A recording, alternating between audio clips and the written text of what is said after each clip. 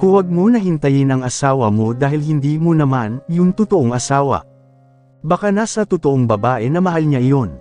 Matulog ka na dyan, ate. Pati sa akin nakakaistorbo ka na. May pasok pa ako bukas. Good night. Ang huling chat sa kanya ni Ana na kanyang na-receive.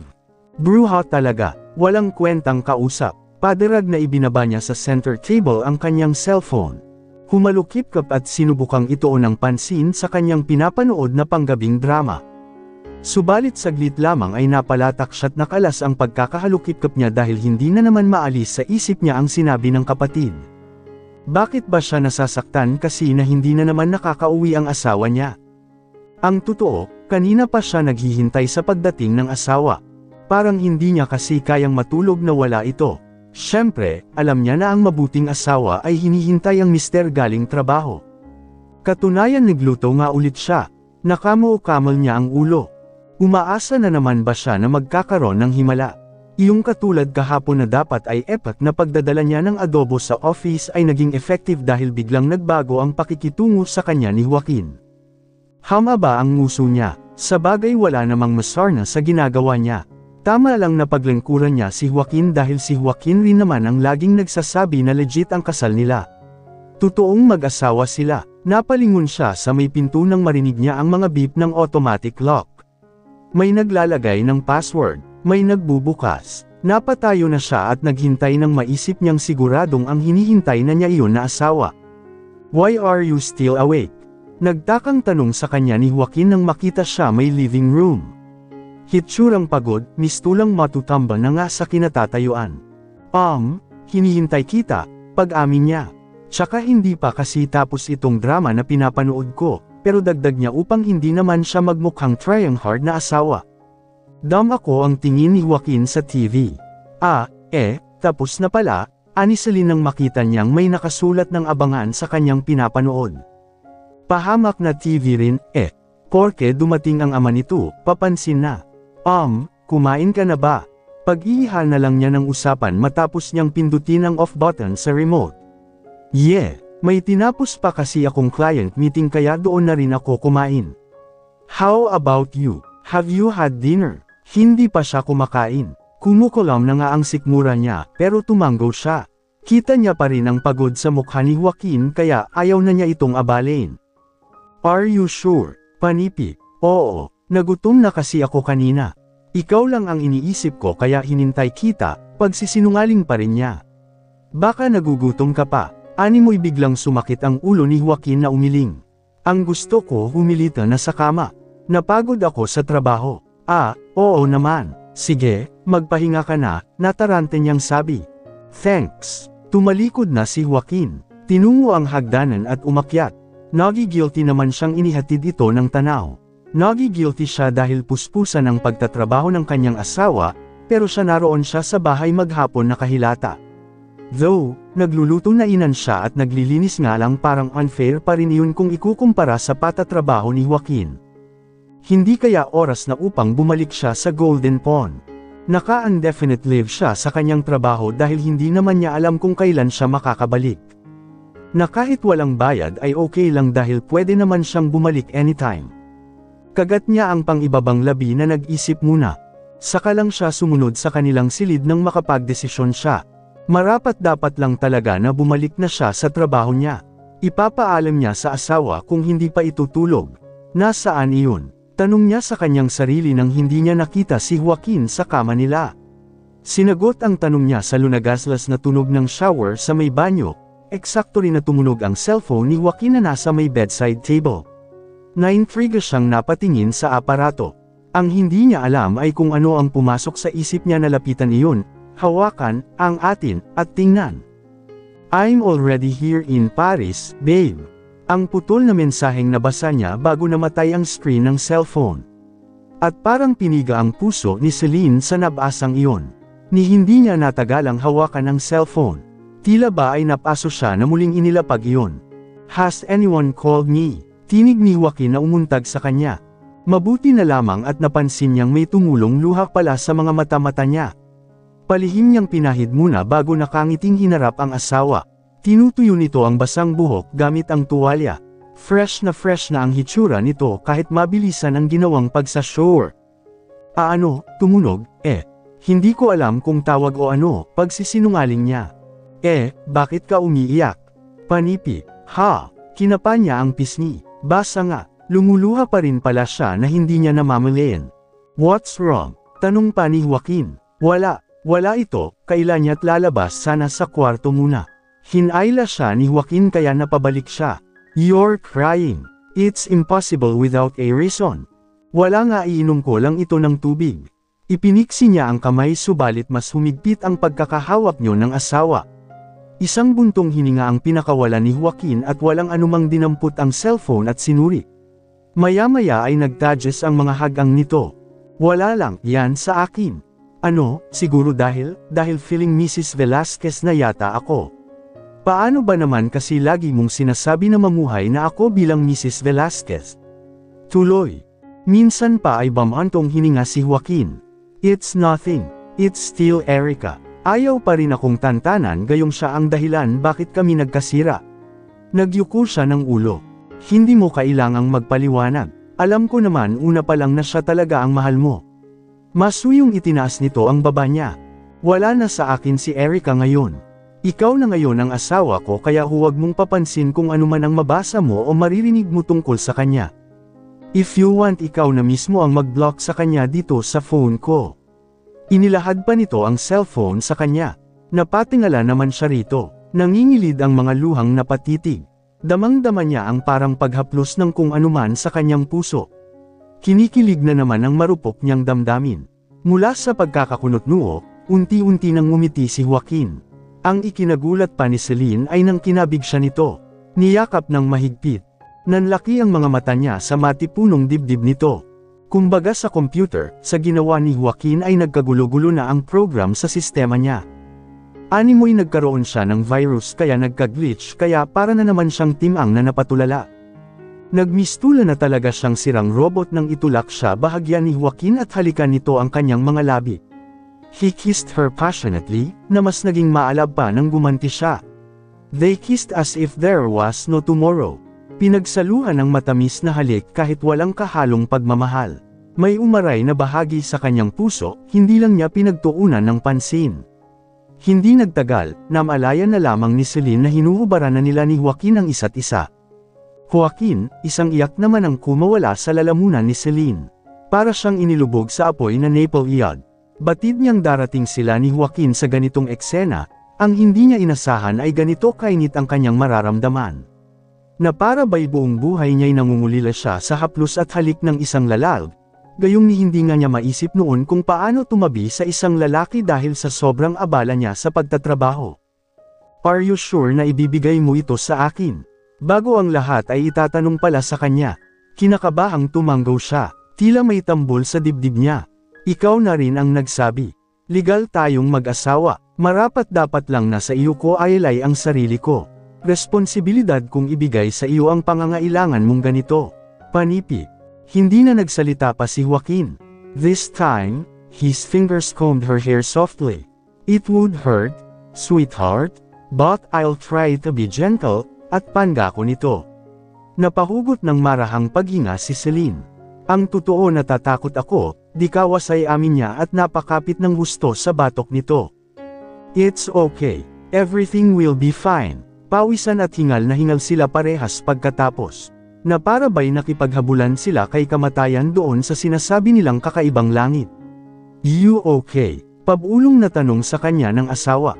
Matapos ang mainit na pangalawang tagpong pinagsaluhan nila, pakiramdam ni Celine ay naubos na ang lahat ng lakas niya. She closed her eyes contentedly. Hindi na niya namalaya na ang pagpikit niyang iyon ng mga mata ay diretsyo na niya sa pagtulog. Napapangiti na lamang si Joaquin na umalis sa ibabaw niya. Hinumutan siya't itinulog na rin habang nakayakap sa kanya. Kusa na nagising ang diwa ni Celine. At ayon sa katawan niya, nakatulog siya ng mahimbing. Smiling, she stretched her hands, pero nang bumuhos ang alaala sa isip niya kung ano ang nagyari sa kanila ng asawa sa nakalipas na magdamag ay biglang dilat siya ng mga mata. Naalala niya na kasiping niya si Joaquin sa kamang iyon kagabi, and they made sweet love. Twice. Nangyari ba ang lahat ng iyon? Bigla rin siyang napatingin sa kanyang tabi, thinking her husband was there. Subalit wala siyang ibang nakita roon kundi ang unan. Hindi kaya panaginip lamang. Umiling siya nang maramdaman niya ang medyo hapdi sa pagitan ng kanyang mga hita. Totoo Leon, totoo ang lahat ng nangyari. Hindi na siya birhen. Napabalikwas siya ng bangon, hinanap ng tingin si Joaquin. Nakiramdam din siya pero sa sobrang katahimikan ng bahay, nabalutan siya ng lungkot nang mapagtanto niyang wala na si Joaquin. Malamang pumasok na sa opisina. Napaingo sly, ganoon na lang yun. Matapos niyang ayelay ang buong pagkatao niya, katawan at kaluluwa, iniwan lang siya basta-basta. Ang kapal ng mukha, nang gigil sa asawa, padarag niyang inalis ang comforter na nakalakip sa kanyang hubad na katawan. Tuluyan na sana siya aalis sa kama nang may mahadjep ang kanyang mga mata na isang papel na nadadaganan ng parang credit card na kulay itim sa may bedside table. Anuta, nagtatakang kinuha niya iyon at binasa ang nakasulat sa papel. I didn't want to leave, but we have an executive committee meeting today. I'll make it up to you later. For now, here's my card. Use it. Feel free to indulge in some shopping or take a leisurely stroll. Treat yourself, Joaquin. Sa halip na matuwa ay tumaas ang isang kilay ni Celine matapos basahin ang note pala na iniwan ng tipaklong niyang asawa. Lalong kumunat ang noo niya sa nabasa. Padaskol na rin niyang kinuha ang itim na card. Ano ito suhol? Kabayaran sa nangyari sa amin kagabi. At nairita lalo niyang naibigkas. Abay saan ka nakakita ng matapos ay iniwan ka na wala man lang, ho, at ha. Feeling niya tuloy ay isa siyang mahabang uri ng babae na binayaran lang ni Joaquin ng unlimited shopping dahil birhen siya na nakuha nito. Naningkit ang mga mata niya dahil parang nakita pa niya sa black card ang mukha ni Joaquin na nakangisi. Nang asar, ganun, sige, magsa-shopping ako. Bibili ako ng mall. Himutok na talaga niya. Ibinaba niya ang card at umalis na sa kama. Nagtungo sa banyo, naligo, nagbihis at umalis na sa penthouse. Good morning, ma'am, bati sa kanya ni Calex. Bigla na lamang itong sulpot nang nasa lobby siya. Muntik niyang makalimutan na may bodyguard nga pala siya, at driver na rin. Nakabusangot na dirdiretso siya sa kotse. Ni hindi niya hinintay na pagbuksan siya ng pinto ni Calex. Saan po tayo pupunta, ma'am? Tanong sa kanya nito nang nasa biyahe na sila. Sa pinakamalapit na mall. Bibilhin ko yung mall. Sa wakas ay sagot niya. Pero dahil bad trip talaga siya'y wala nga lang kwenta. Ho! Napaprino tuloy bigla ang nagulat na driver. Sa loob ng nangyayaring executive committee meeting, kapansin-pansin na hindi mapakali si Joaquin kanina pa. He frequently checks his mobile app where he can access and view the transaction history of his black card. Weird, he thought. Wala pa rin kasi kahit isang purchase na nakalagay. Ibig sabihin ay hindi pa ginagamit ni Celine ang kanyang card. Secretary Dem, mahinang tawag niya sa kanyang assistant. Sumungaw naman agad sa kanyang tagiliran ang mukha nito. Sir, panipi. Do you think Celine is awake now and has heeded my advice to go shopping? I have no clue, sir. Would you like me to give Calex a call? Nagbubulungan silang mag-amo dahil kasalukuyang may nagpipresent sa harapan. Napailing si Joaquin. Ang hindi niya inasahan, sakto yun na may pumasok na transaction nang silipin niya ang mobile app. Dear Mr. Velasquez, this is to inform you that a transaction has been made using your credit card ending in 9095 at Sheena Clothing Store for the amount of P650.00 on ikatlo ng Pebrero taong 24 at 10:38 AM.